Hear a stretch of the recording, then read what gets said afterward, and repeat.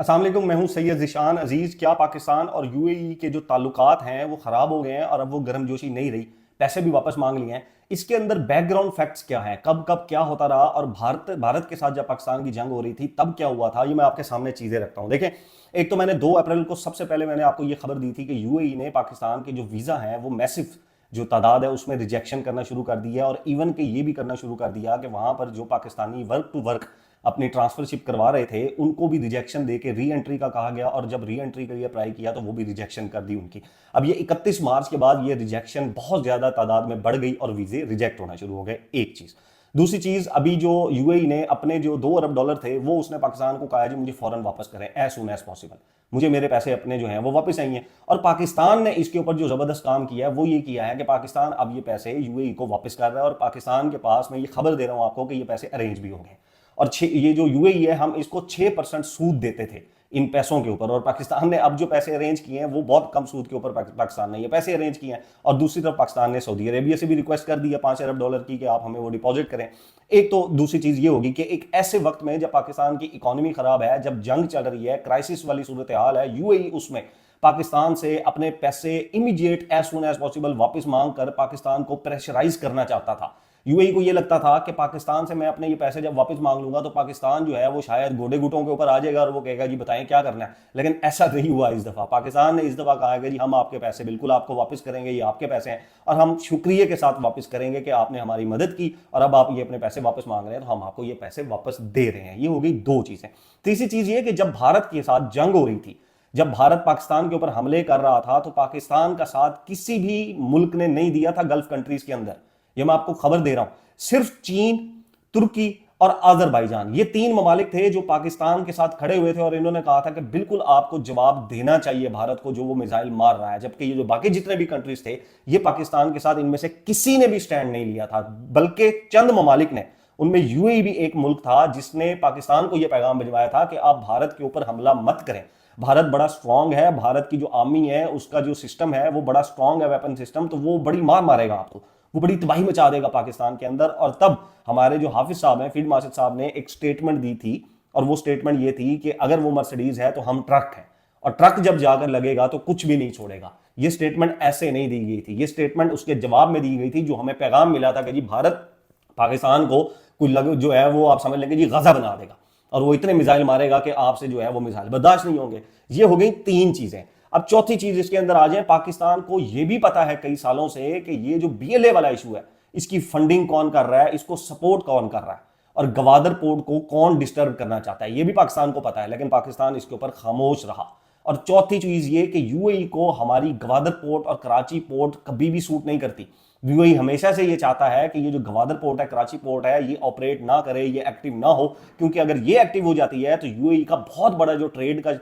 जो बिजनेस है वो शिफ्ट हो जाएगा गवादर और कराची पोर्ट्स के ऊपर। तो यूएई ये भी नहीं चाहता है कि किसी भी सूरत हाल के अंदर ये भी हो। और फिर इसके अंदर जो पांचवी चीज है वो ये है कि अभी जब ये ईरान और इसकी जंग शुरू हुई इसराइल की, तो तमाम इस्लामी मुल्क इकट्ठे हुए थे और उन इस्लामी मुल्क ने इकट्ठे होकर एक रेजोल्यूशन पास करने का कहा था कि हम एक रेजोल्यूशन पास करते हैं इस जंग के ऊपर और उसमें इसराइल का नाम लिखा जाए। तमाम मुल्क मान गए थे इसके अंदर सिवाय यूएई के। सऊदीया भी मान गया था, उसने कहा था बिल्कुल लिखना चाहिए, कतर, कुवैत भी मान गए थे, लेकिन यूएई ने कहा था कि जी नहीं, इसराइल का नाम नहीं आपने इसके अंदर मेंशन करना। और फिर ये रेजोल्यूशन वहां पर रुक गई। इसके रेजोल्यूशन के अंदर वहां पर जो भी प्रॉब्लम जो है वो इसके अंदर आ गए। अब इसके अंदर छठी चीज मैं आपके सामने रखता हूं कि यूएई को बनाने वाले पाकिस्तानी हैं। ये पाकिस्तान है जिसने आज यूएई को इस काबिल बनाया है कि यूएई खुद को यूएई कह सके और दुनिया के ऊपर राज कर रहा है। आज दुबई को हम देखते हैं कि वो राज कर रहा है उसके ऊपर। ये जो आपको इंटरेस्टिंग फैक्ट पता है कि नहीं कि ये जो यूएई था ये बेसिकली पहले इंडिया का हिस्सा था, ये कोई इंडिपेंडेंट स्टेट नहीं थी और ये हैदराबाद से रूल होती थी, क्योंकि हैदराबाद में वहां पर मुसलमानों की हुकूमत थी तो हैदराबाद से ये रूल होती थी। और शेख जैद साहब जो होते थे वो यहाँ पर कराची और रहीम यार खान में रहा करते थे। इनके यहाँ पर बड़े बड़े पैलेस हैं। फिर इसके अंदर अब आप छठी चीज ले लें, सातवीं चीज, कि उस दौर में ये लोग हमारे वजीर आजम साहब से मिलने के लिए कई कई घंटे इंतजार किया करते थे और आज हमारे वजीर आजम वहां पर मिलने के लिए जाते हैं तो कई कई घंटे इनको इंतजार करवाया जाता है।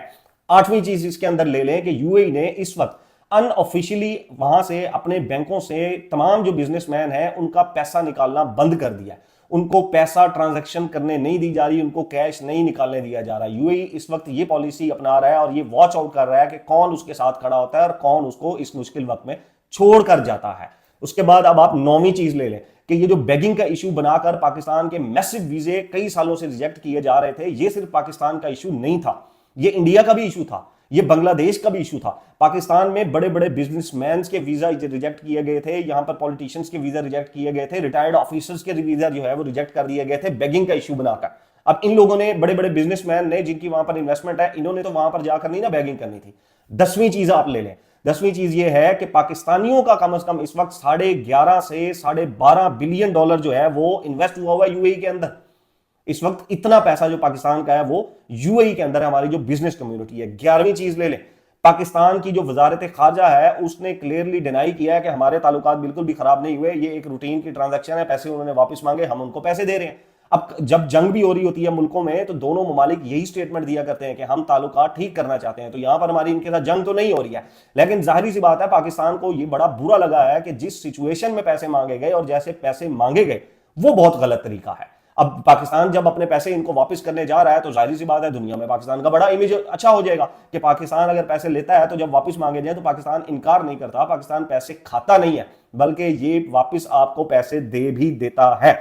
अब देखें, ये जो ईरान की जंग चल रही थी इसके अंदर अगर आप यूएई के ट्विटर अकाउंट्स, जो बड़े बड़े ट्विटर अकाउंट्स हैं, क्योंकि इंटरनेशनल प्लेटफॉर्म उसी को क्रेडिबल जो है वो माना जाता है और उसकी बड़ी रीच है, और मैंने जो वीजा वाली अपनी न्यूज दी थी वो भी वहीं पर दी थी। तो जब ये ईरान की वॉर वहां पर चल रही थी, ईरान की वॉर स्टार्ट हुई, तो यूएई के बड़े बड़े अकाउंट्स जो थे उन्होंने ये स्टेटमेंट देना शुरू कर दी थी कि हमारे साथ जी कोई नहीं खड़ा हुआ और हमें अब इसराइल के साथ खड़ा होना चाहिए, इंडिया हमारा भाई है, हमें इंडिया के साथ खड़ा होना चाहिए। ये बड़ी स्टेटमेंट दी जाती थी और ये कहा जाता था वहां के लोगों की तरफ से, यूएई की तरफ से, कि ईरान का खात्मा करो, ईरान को तबाह करो, एक ही दफा जान छुड़वाओ। लेकिन फिर जब ईरान इनके ऊपर मिसाइल्स मारना शुरू कर देता था तो फिर दोबारा से ये जो यूएई की जो गवर्नमेंट थी वो फिर कहती थी कि जी नहीं, हम अमन चाहते हैं, हम मुज़ाकरात करना चाहते हैं इसके ऊपर। अब ये 12वीं 13वीं चीज मैंने आपके सामने ये रख दी है। अब यूएई इसके अंदर क्या चाहता था, देखें, जब ये जंग शुरू हुई तो पाकिस्तान ने क्लियरली स्टैंस लिया कि हम इस जंग के अंदर नहीं पड़ेंगे, लेकिन हमारा सऊदीया के साथ डिफेंस मुआहिदा है, और ये ईरान को पता था और ईरान को ये बात बता भी दी गई थी। एक चीज और साथ ऐड कर लें कि जब पाकिस्तान की जंग हो रही थी भारत के साथ, तब अफगानिस्तान के और ईरान के जो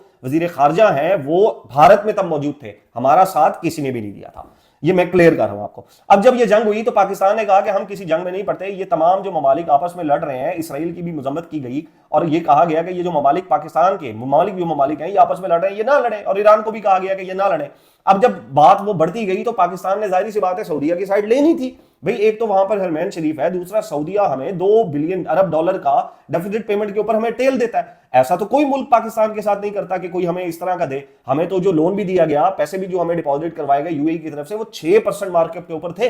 और अब जो हमने लिया है पैसा वो इससे आधे से भी कम के ऊपर हमने पैसा लिया। अब ये जो हम वापस करने जा रहे हैं इसके ऊपर 2 अरब डॉलर के ऊपर, और मेरी जो खबर है शायद हमें 3 अरब डॉलर जो है वो मिल गए हैं। बहरहाल जी,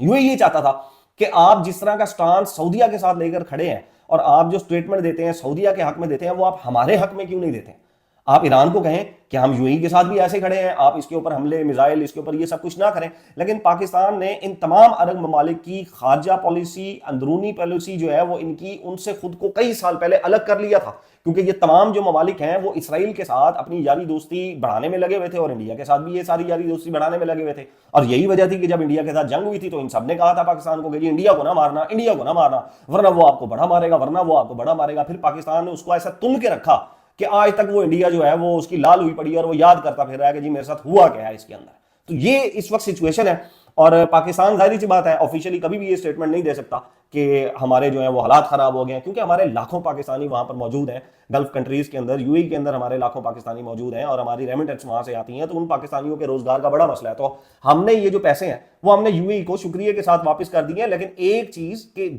जिन हालात में ये पैसे मांगे गए, जिस तरह ये पैसे मांगे गए, उसका जाहिर सी बात है पाकिस्तान को बुरा लगा है कि ये इस वक्त क्राइसिस की सूरत हाल है और 2 अरब डॉलर को बड़ी जो है वो अमाउंट नहीं है यूएई के लिए कि इन हालात में हमें कहा जाए पाकिस्तान को कि जी फौरन हमें जो है वो पैसे दो, क्योंकि यूएई को ये लगता था कि हालात खराब है, इकोनॉमी खराब है, पैसा इनके पास है नहीं, तो हम जैसे ही अपना पैसा वापस मांगेंगे ये हमारे गोडों गोडों के ऊपर आकर बैठ जाएंगे, वो कहेंगे जी बताएं आपके साथ जो है वो हमने क्या करना है। लेकिन पाकिस्तान ने इसके ऊपर जो वो तुरुप का पत्ता खेला और पाकिस्तान ने उन्हें कहा कि जी भाई आप जो है वो पैसे हम आपको विद शुक्रिया वापस जो है वो दे रहे हैं, इसके ऊपर हम अपने आपके पैसे। अब ये इस वक्त सूरत हाल है पाकिस्तान की, अगर ऐसा कहा जाए कि यूएई के साथ हालात बिल्कुल खराब हो गए हैं तो ये गलत है। लेकिन अगर ऐसा कहा जाए कि पाकिस्तान के यूएई के साथ हालात में अब वो गर्मजोशी नहीं रही और ये गर्मजोशी वक्त ली है, कई अरसे से ये गर्मजोशी खत्म होती आ रही थी और अब ये कर्जे की जो है वो रकम वापस मांगने के ऊपर इस गर्मजोशी के अंदर बहुत ज्यादा कमी आ गई है। और अब आने वाले हालात जो हैं वो देखने हैं कि यूएई मजीद पाकिस्तान के ऊपर किस तरह की जो है वो रिस्ट्रिक्शंस लगाता है या पाकिस्तानियों को किस तरह वहां पर ट्रीट करता है,